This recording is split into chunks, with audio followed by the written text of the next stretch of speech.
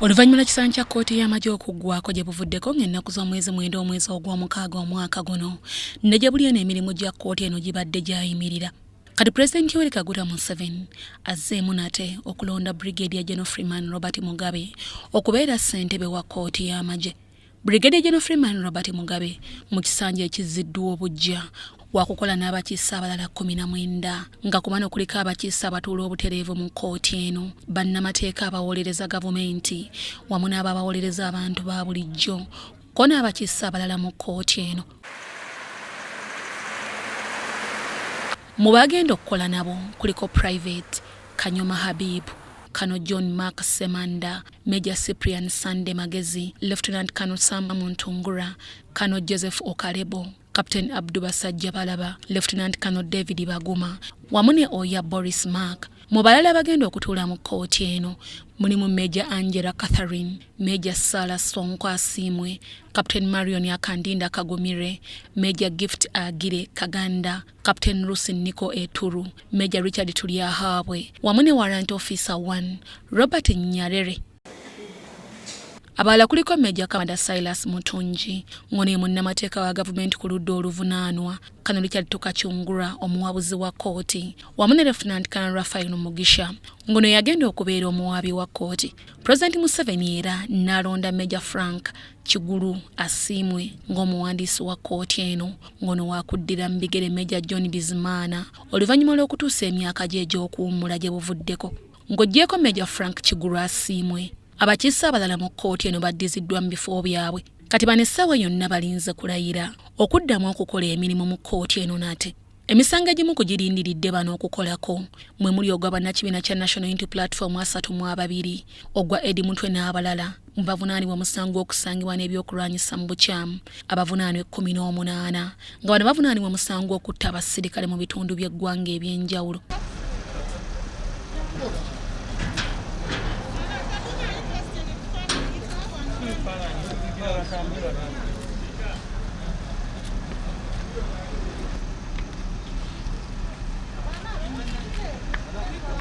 Mu kwongera Brig.Gen Freeman Mugabe ekisanja ekirala ng'essaawa yonna kkooti ensukkulumu yakuwa ensala musango gwa ofiisi ya Ssaabawolereza wa gavumenti mwawakanyiza ekya kkooti etaputa ssemateeka okugaana kkooti y'amagye okuwozesa abantu ba bulijjo. Parliament shall make laws regulating the Uganda People's Defence Forces and in particular, I underline the words in particular, providing for A. the organs and structures of the Uganda People's Defence Forces, B. recruitment, appointment, promotion, discipline, and removal of the members of the UPDF.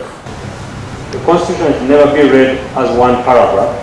You need to read all of them. So when you read Article 220 and you read Article 79, you'll get the import of what Parliament does to make laws for the peace and security of this country and the development of the country. Kabaziglu cast lawyers also cited a lack of independence and impartiality by the members who preside over the court-martial to try civilians.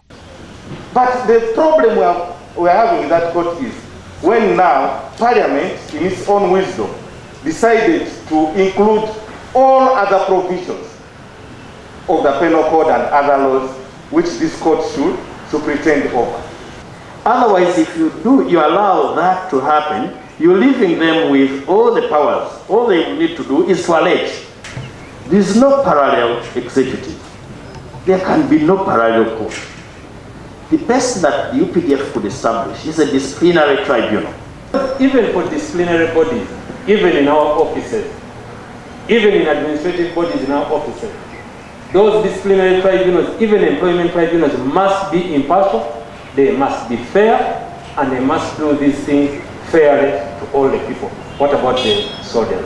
Mu mwaka gwa 2022 kkooti etaputa ssemateeka mu nsala eyayisibwa yalagira fayiro zonna eziri mu kkooti y'amagye ezikwatagana ku bantu ba bulijjo okuddizibwa mu kkooti ya Ssaabawabi wa gavumenti bwe yategeeza nti kkooti eno terina buyinza kubawozesa.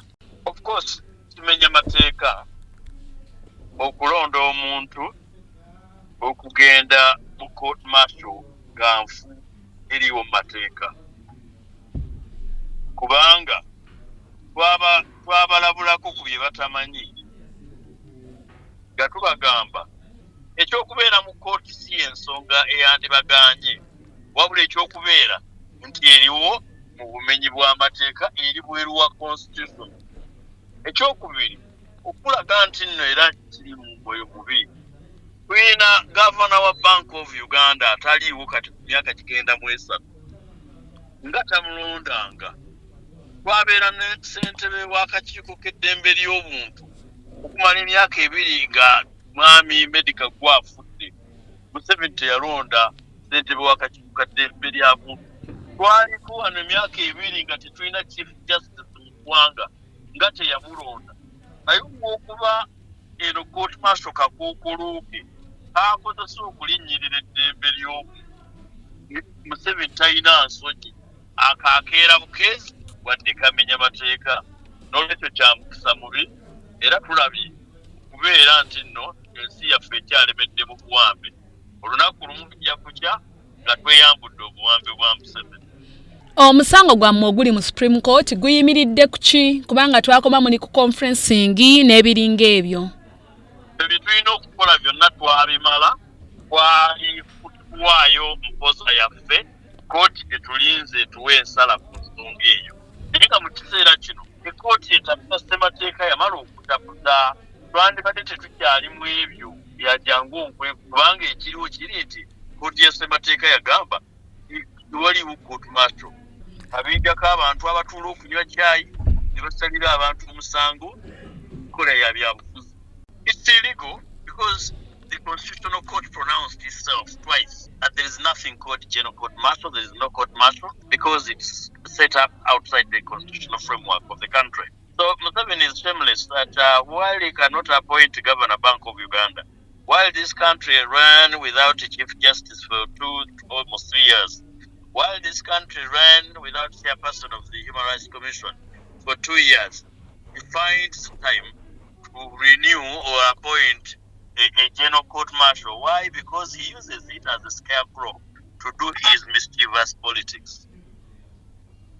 Yes, I was asking, there is a pending case. Because last time when we were there in Supreme Court, it was all about conferencing and sort of. What is taking place right now in that case? There's nothing like conferencing. We filed our submissions. We left it up to court to make a decision. But pending that decision, the position of the law, as pronounced by the Constitutional Court, is that we have no court martial to Museveni's extended politics. Guno mulundi gwa kusatu nga President Yoweri Kaguta Museveni azza obujja ekisaanyi kya Brig.Gen Freeman Robert Mugabe okubeera ssentebe wa kooti y'amagye.